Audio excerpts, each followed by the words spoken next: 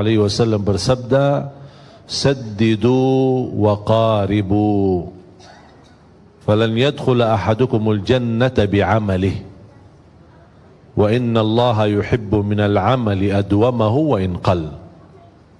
Sebagaimana bersabda Rasulullah sallallahu alaihi wasallam di hadis yang diriwayatkan Imam Bukhari, saddidu wa qaribu. Ada dua hal yang perlu kita perhatikan dalam istiqamah. Saddidu artinya kita bisa menyempurnakan keistiqomahan dalam beribadah. Kita tidak jauh dari istiqamah dalam segala aktivitas. Dan saddidu berarti kita sudah hakikahnya istiqamah, kita bisa membawakan kesempurnaan dalam istiqamah kita. Tapi pasti dalam menjalani istiqamah dalam beribadah, pasti ada kadang-kadang istilahnya malas, ada sifat sombak, ya, ada sifat lelah, capek, bosan.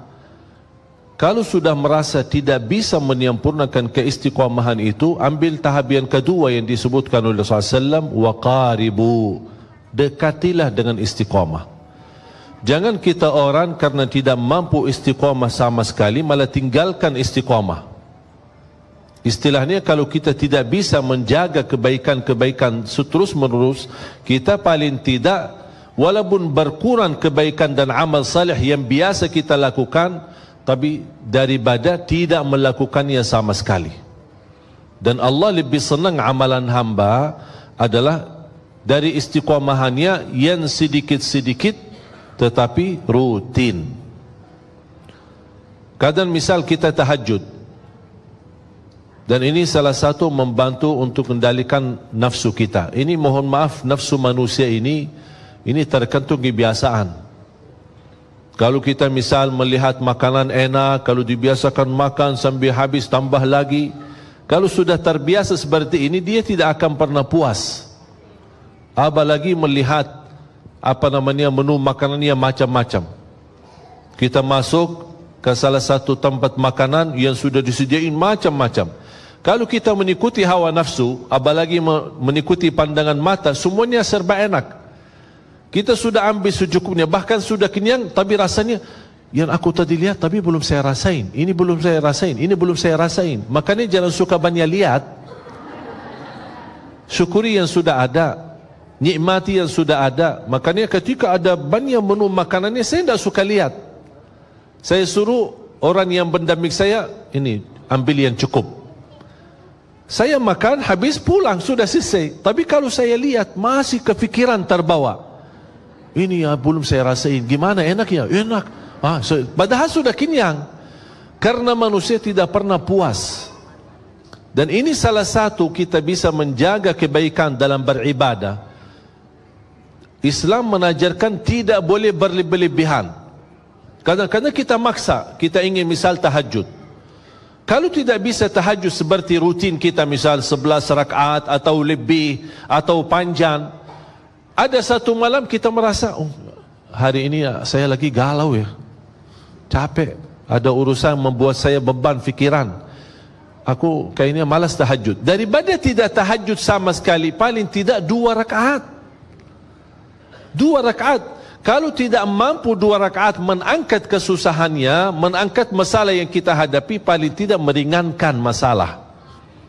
Itu yang disebutkan wa qaribu, mendekati dengan istiqamah. Ada ikhtiar, ada upaya. Kita tidak bisa misal puasa Daud, tapi puasa Isnin Kamis. Tidak bisa puasa Isnin Kamis, puasa 3 hari dalam 1 bulan. Tidak bisa puasa 1 hari 1 bulan. Rasulullah SAW bersabda, man sama yawman fi sabilillah ba'adahu Allahu 'anil nari 70 kharifa. Karena inti daripada puasa adalah benar-benar puasa lillahi ta'ala, imanan wa ihtisaba.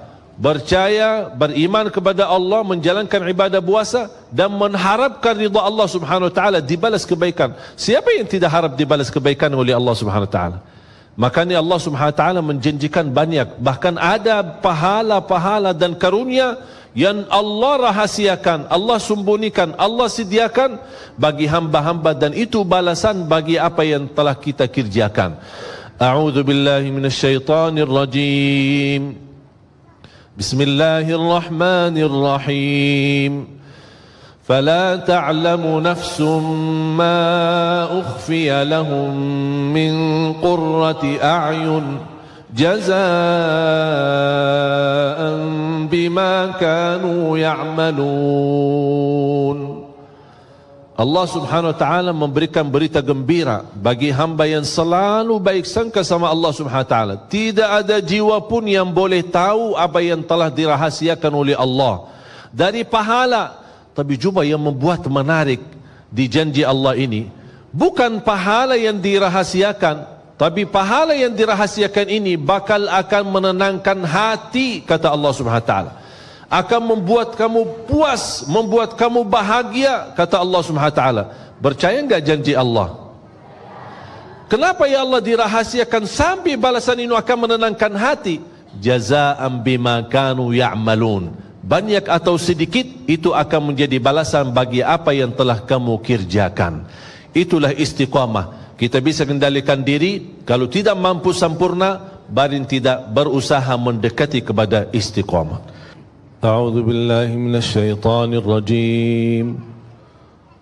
Bismillahirrahmanirrahim. Alhamdulillahi rabbil alamin. الرحمن الرحيم مالك يوم الدين إياك نعبد وإياك نستعين اهدنا الصراط المستقيم صراط الذين أنعمت عليهم غير المغضوب عليهم ولا الضالين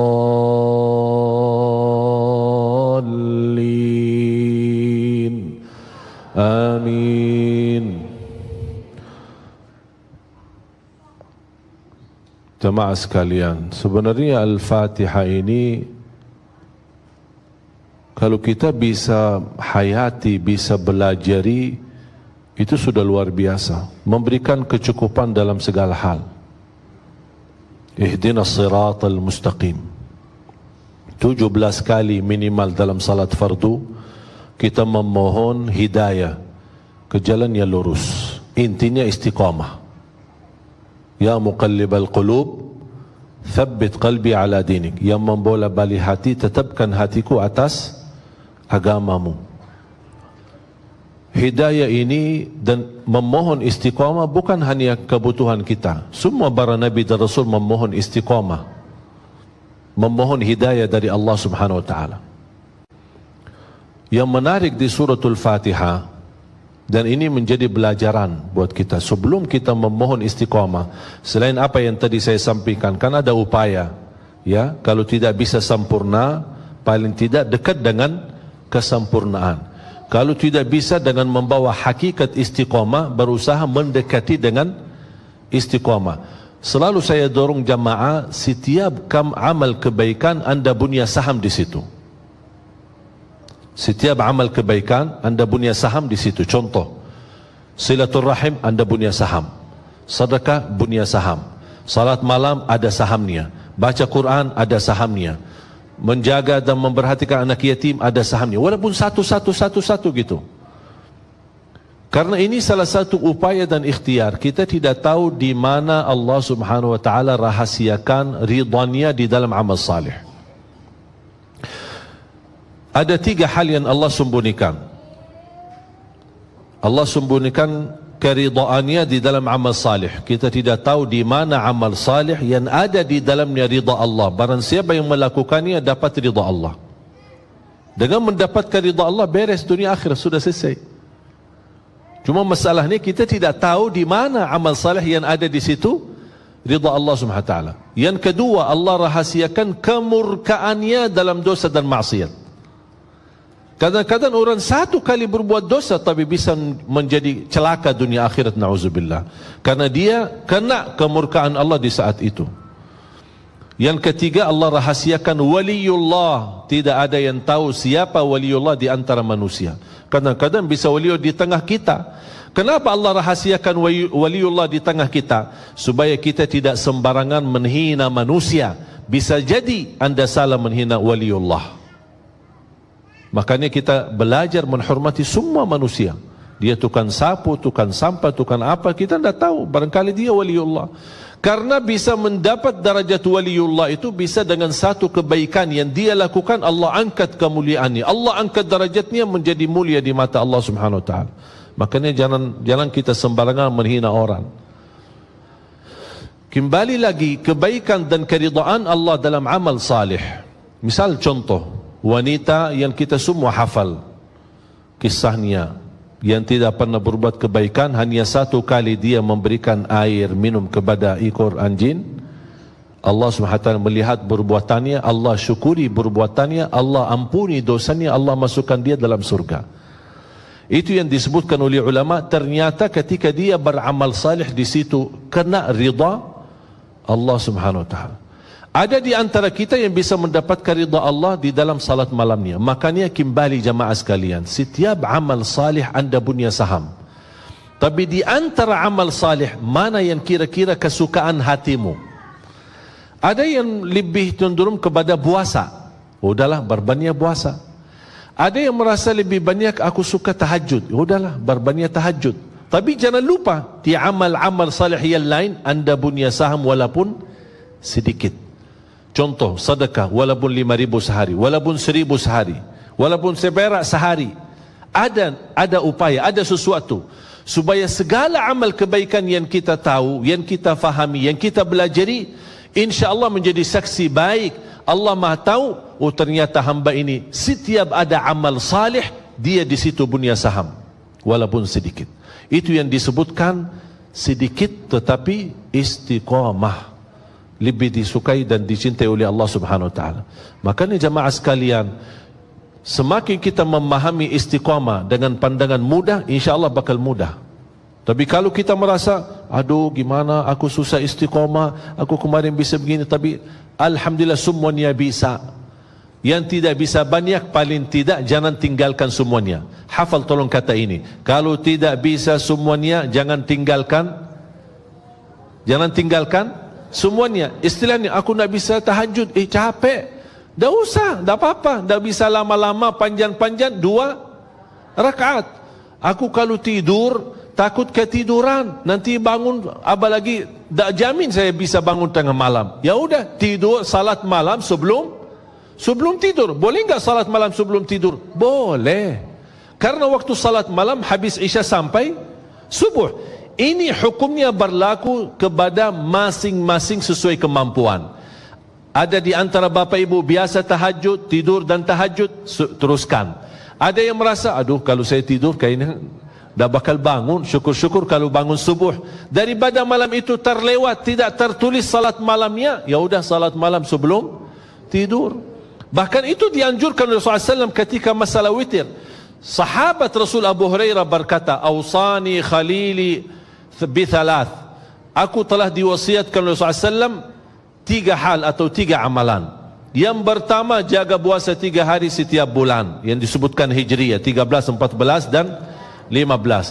Wa an usalli duha, menjaga salat duha. Wa an utira qabla an anam, menjaga witir sebelum tidur. Ini Abu Hurairah sahabat Rasul mendapatkan amalan dan nasihat dari Rasulullah SAW. Dan ini kembali, kenapa ada hadis witir sebelum tidur, ada hadis witir adalah penutup salat malam. Ini memberikan pandangan kemampuan masing-masing. Ada yang bisa menutup witirnya malam harinya dan dia bisa tahajud santai-santai biasa. Alhamdulillah, teruskan, ikutin hadis ini. Kalau anda merasa tidak mampu, berarti anda punya pilihan lain, mengikuti hadis witir sebelum tidur. Tapi kalau sudah bangun tidur lagi, bisa tahajud lagi, bisa salat lagi, tapi tidak boleh witir lagi karena sudah witir duluan. Jamaah